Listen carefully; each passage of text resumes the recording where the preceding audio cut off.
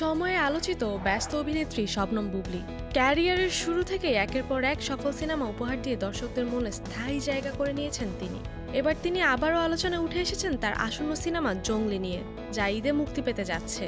সিনেমাটি শুধু তার অভিনয়ের জন্যই নয়, বরং তার অভিনব প্রচারণা এবং ক্যারেক্টার লুকের জন্য দর্শকদের মনোযোগ আকর্ষণ করছে।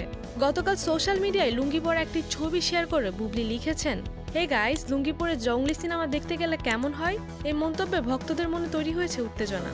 বুবলির এই সিনেমা প্রচারের সঙ্গে আরও এক বিশেষ চরিত্র জড়িয়ে আছে, তা হলো সিয়াম আহমেদ।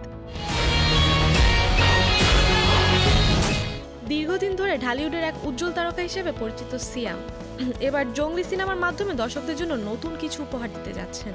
সিয়াম বলেন, এমন চরিত্র কমই আসে যা আপনার জীবনের একটি অংশ হয়ে যায়। জঙ্গলি আমার জীবনে তেমনই এক চরিত্র হয়ে এসেছে। চরিত্রটির জন্য আমি 7 মাস চুলদাড়ি কাটিনি, 1 বছরেরও বেশি সময় ধরে চরিত্রটিকে ধারণ করেছি। সিয়ামের এই কথাই স্পষ্ট, তার চরিত্র শুধু অভিনয়ের জন্য নয়, বরং তার আত্মার গভীরতারও প্রতিফলন। এদিকে শবনম বুবলীও সিনেমা নিয়ে খুব আশাবাদী। তিনি লিখেছেন, আমি এক্সাইটেড।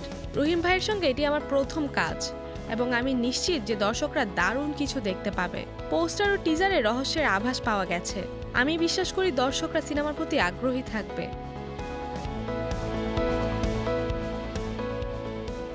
এরই মধ্যে জঙ্গলি সিনেমার পোস্টার ও টিজার সামাজিক মাধ্যমে ব্যাপক সাড়া ফেলেছে। এছাড়া আরেক জনপ্রিয় অভিনেত্রী এই সিনেমায় গুরুত্বপূর্ণ চরিত্রে অভিনয় করছেন। তার উপস্থিতিও দর্শকদের মাঝে নতুন আগ্রহ সৃষ্টি করেছে। টিজারের প্রথম ঝলকেই তাকে দেখা গেছে, যা আরও রহস্যময়তা যোগ করেছে।